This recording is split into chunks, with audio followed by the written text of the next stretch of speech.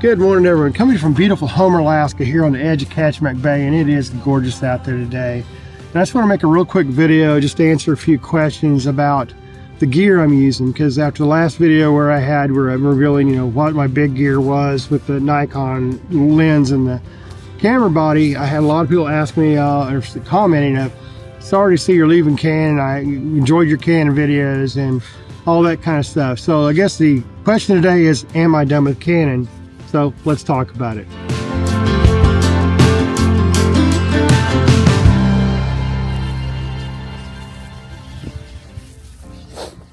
You got your record in case you go falling.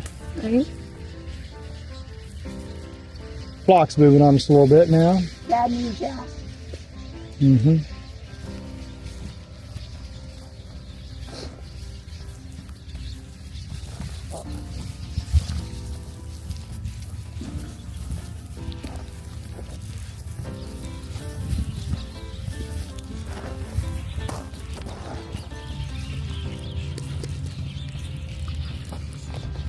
Okay, real quick, guys, just got to the chase, so you don't have to wait half a video for me to tell you what Canon stuff is. And the question is, am I done with Canon? And the answer is no, I'm not done with Canon. Because what I'm doing is I'm actually shooting right now is the R7, the RF200-800. And this is actually Heidi's RF200-800. It's not mine. I haven't rebought it yet. And what we're doing right now is we're trying to get on those little guys right there. Rock sandpipers, a bunch of them. But no, I am not done with Canon yet. My big boy rig is going to be Nikon, so when I'm doing my big stuff, my big expensive lens, it's going to be Nikon. But I'm still be shooting the R7.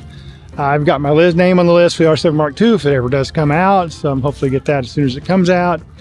I'm still trying to contemplate, do I buy the 2-800 right now? But I'm also waiting to see if Canon does release something like the 2-500 f4 or something with a teleconverter. If they do, I'll look at maybe buying that too. If that does come in, I may get an R5 Mark II, but I still have a lot of money left over from my insurance settlement. I haven't spent it all because I do have to replace the other gear. So I'm trying to figure out what I want to buy with Canon or other Nikon gear to replace and get back to where I was, where I have the two bodies. I always shoot Nikon and I always shoot Canon. I think I probably will always shoot that for the channel. But right now, I'm going to get down here because Heidi's already beat me to it. Let me zoom in on her. All sprawled out. But she's already down here shooting these sandpipers right there. So I'm going to get down here also, start shooting them, and we'll both get these guys, and I'll show you what this camera can still do. I love it. I love the R7 with the 2-800 combo. I just got to think if I'm going to buy it or not. So get down here and start shooting, and I'll talk just a little bit.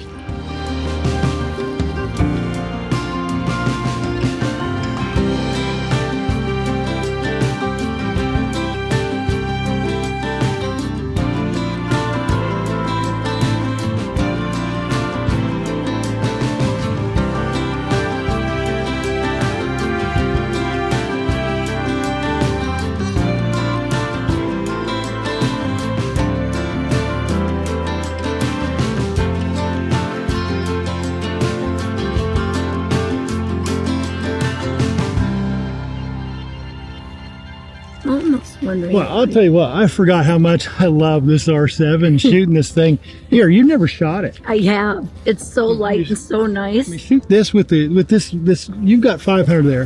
This is 1120. The autofocus in the same spot as your camera. That is fun. Yeah, I mean, you just reach out and just touch them because you can fill the frame with each bird. Such a good autofocus too. I mean, wow. Just so that's fun. For a $1,500 camera, I mean, I love this little guy. Forgot how much I love this little dude. Kind of thinking that'd be a good backup camera. It really is. That's what I'm going to use it for. Like I said, I'm not done with Canon. I'm just, my pro level gear, my big boy gear, got to get out of the water. The tide's coming up and I keep getting in the water. That's why she gave me the water side this time. Because last time we were out here shooting, my uncle was joking because she kept getting in the water. He goes, oh, you made Heidi go to the water side. I go, no, Heidi picked the water side that time. She got smarter this time. So if you're on the water side like we are, you have to keep retreating away from this tide. You get wet. Yeah, and it's, see the blue sky behind me? It's snowing on us. Yeah.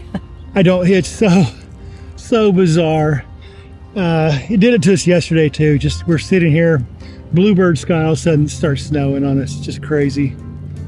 But yeah, I love the R7. I'm not done with Canon. I'm just frustrated with Canon for their professional line gear. Sorry, these guys are so hard to stop shooting because the ones by the water are so I cute. forgot how much I love these guys. Yeah, sandpipers. We've been around here for the last 3 days. We've avoided these guys because of the harsh light. Right now, the sun's kind of covered, so it's easier to shoot them right now. They're not so blown out of their whites. But back to Canon and Nikon and Sony and everything I shoot, and I'm getting my wet arm. My professional line gear is going to be the Z9 with the 400-2.8. That's it, which I do have back here. I'm going to shoot that a little bit too. But my run and gun gear, if I need to run real fast, is going to be this R7. I'm still, like I said, I'm still trying to figure out if I'm going to buy the 2-800 again. Probably will, because shooting it again, I just remember how fun this lens is. It's so good to shoot on days like today, just incredible. I do have the RF 100-400. I have tons of wide angle lenses. I have some EF lenses, 7200, things like that. Then I'll still shoot Canon. I'll still do videos on Canon. I'll do a lot more videos actually on the R7 now. But I'm not going to buy the R5 Mark II, not right now. I just, like I said, if Canon does come out with maybe the 2-500, something like a more professional line lens, upper level, I may pick up the R5 Mark II again. But for right now, I'm not going to. I'm going to pick this. You could use my R7. R7 Mark II comes out, I'm going to get it. But that's kind of what I'm doing with Canon. Now, as far as Sony, the reason is kind of like why I didn't pick up R5 Mark II. I almost thought about picking this lens back up, the EF 500 Mark II. I think we're going to do a video about this lens pretty soon, why I think it's still such a good value for wildlife photographers. If you're wanting to move in either Nikon or Canon in this type of lens, it is an incredible lens. Got the fluorite coatings in it, or fluorite lens element, excuse me, that makes the image quality just so beautiful and dreamy. It's just fantastic. It's pretty. But yeah. but I'm not done with Canon. I'm just fresh with Canon because there's professional line lenses aren't there right now. That they have, yes, they have the RF 400 and 600. Those are professional, but those are actually the EF lenses with an RF mount welded onto it, basically. The EF 2 600 versus the 3 optical quality is exactly the same. All they did with the 3, which was really good, is they moved the elements back to the back to make it more balanced and a little bit lighter. But optically, the 600 Mark II, the 3, the 400-2.8, 2 and 3 are the same. And optically, they're the same as the 500 and the 2. So it's an older lens technology, and that's why I didn't go back to this. It's a phenomenal lens, and I love it. And it's optically, it's almost as good as the lens I have with the Nikon, but that built-in teleconverter is what made it sell for me, and it's native. But adapting them on Canon's good, but I would adapt them to Nikon and Canon. But anyway. But it is hard to pass up that built-in extender. Yeah, that teleconverter flipping. Yeah. Going from 400 to 560 it's been so, like this first weekend I've used my new lens and I love it. But again, the main gist of this whole thing is I'm not done with Canon, guys. Sony, I'll probably rent it more. I probably won't repurchase my Sony. My Sony gear was just for talking head stuff. But I can use my Z6 III for that, or my R7 for that. But I probably won't buy the Sony again, but maybe I will, because the ZVE1 for Aurora, it's still the A7 S3 and ZV1 are still the best for real-time Aurora video and photography. So still tempted there. So I'm still not sure exactly what I'm replacing the rest, but you know, professional line gear was the Nikon, but not done with Canon yet. Unless they keep disappointing me, which with the R1 disappointed me. I wanted more megapixels. I know a lot of people say you don't need it, but for me, I need 45. But that's where I'm at. So I'm going to shoot these guys some more. Probably talk to you at the very end of the video, but keep watching if you want to see some more of these sandpipers. If not, see you on the next video. But I'll talk to you in a bit. Bye. These guys are so cute. I love that one that's right up here up front on the rock.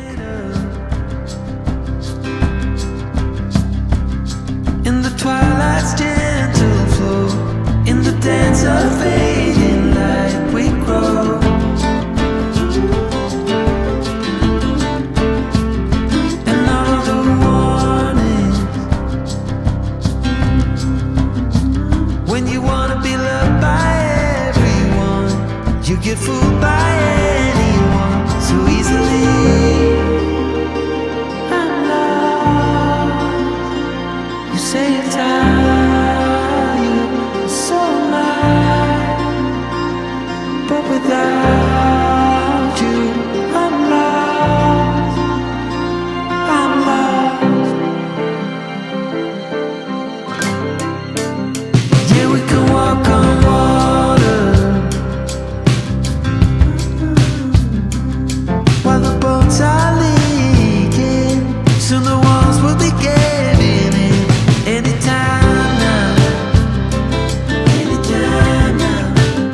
Another shrug of the shoulders. I guess I'll be walking home in the rain. I lost you, but then you were mine again. Just like the wind and the fire, wind and the fire. We forget about everything, every true remarkable thing. No wonder we lost. Go figure, coin toss. You say you're tired, so am I. But without you, I'm lost, so lost.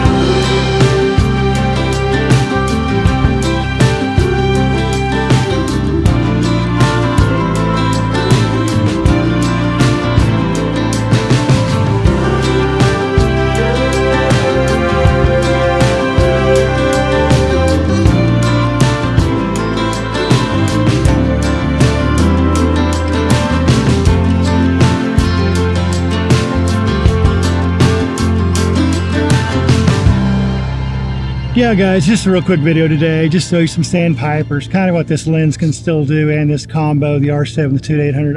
I think, to me still, if you're starting out, the R7, the 2-800 is just an incredible combo for the price. Lens is $1,800, the body's $1,500. You can find these bodies on sale or even used, even cheaper. You know, $3,000, $2,000, maybe if you get it on sale. Just incredible combo. You can reach out for your bird photographer. It really reaches out and touches at 1120. Just incredible, and great images out of it, and great autofocus. Incredible. When the R7 Mark II comes out, even better. But that's today's video, guys. I got to get out of the water. I think I'm getting wet on my left knee. I got to roll some more, and I think Heidi's going to the other side to shoot them a little bit backlit, even though we're diffuse light. I may go do the same thing. But as always, guys, until the next video, get outside and go run that shutter.